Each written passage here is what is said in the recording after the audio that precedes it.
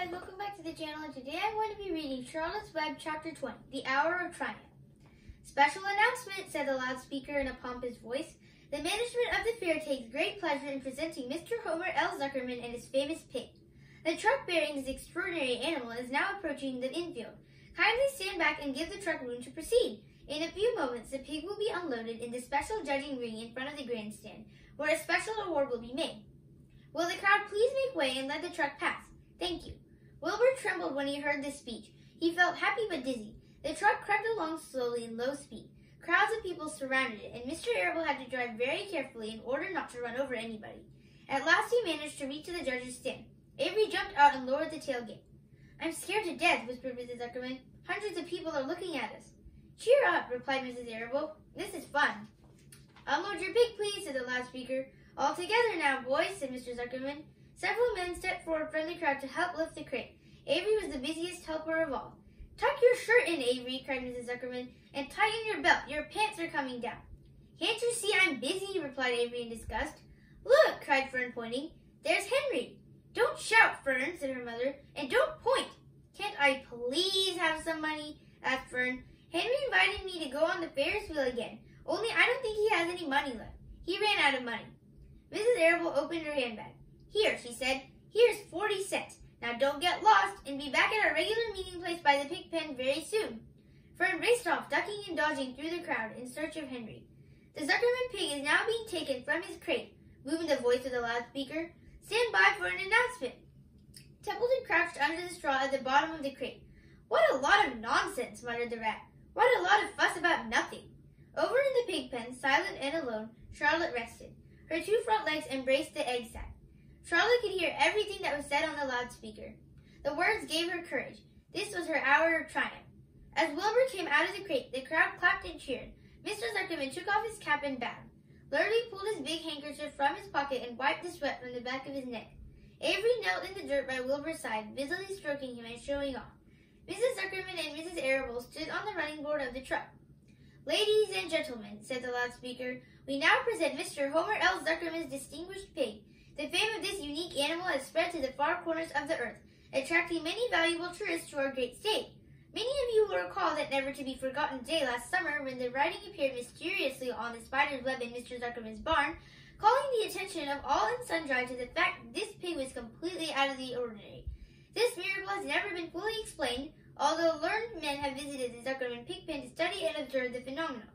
In the last analysis, we simply know that we are dealing with supernatural forces here, and we should all feel proud and grateful. In the words of the spider's web, ladies and gentlemen, this is some pig. Wilbur blushed. He stood perfectly still and tried to look his best.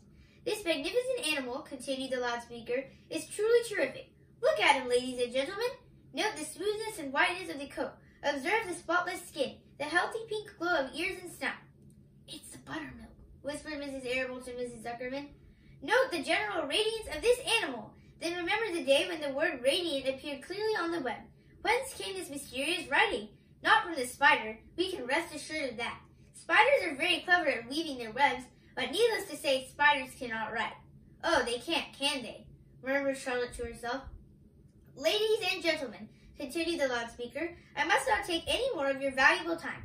On behalf of the governors of the fair, I have the honor of awarding a special prize of $25 to Mr. Zuckerman, together with a handsome bronze medal suitably engraved, in token of our appreciation of the part played by this pig, this radiant, this terrific, this humble pig, in attracting so many visitors to our great county fair.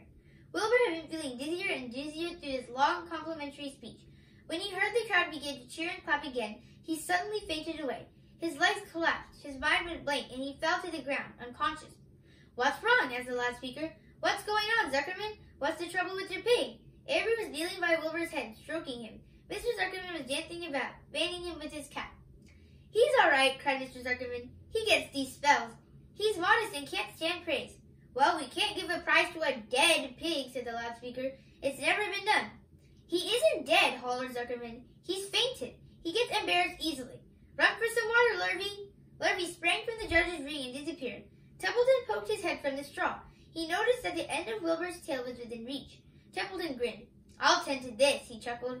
He took Wilbur's tail in his mouth and bit it, just as hard as he could bite. The pain revived Wilbur. In a flash, he was back on his feet. out, she screamed. Hooray, yelled the crowd. He's up! The pig's up! Good work, Zuckerman. That's some pig. Everyone was delighted. Mr. Zuckerman was the most pleased of all. He sighed with relief. Nobody had seen Templeton. The rat had done his work well. And now one of the judges climbed into the ring with the prizes.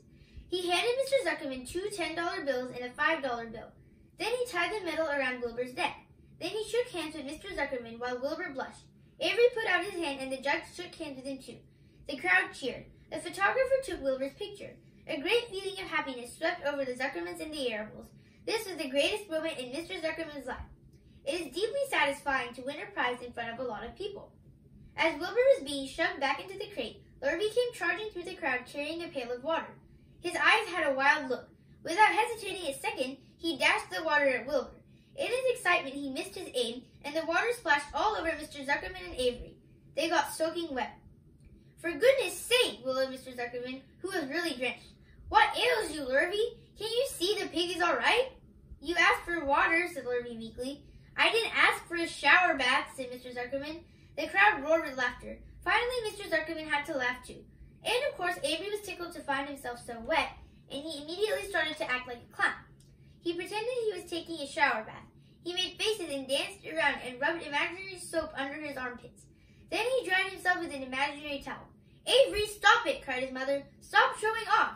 But the crowd loved it. Avery heard nothing but the applause. He liked being a clown in a ring, with everybody watching, in front of a grandstand.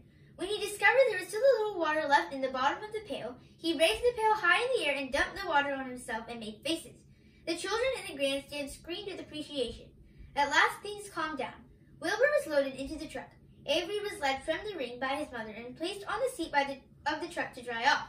The truck, driven by Mr. Arable, crawled slowly back to the pig pen.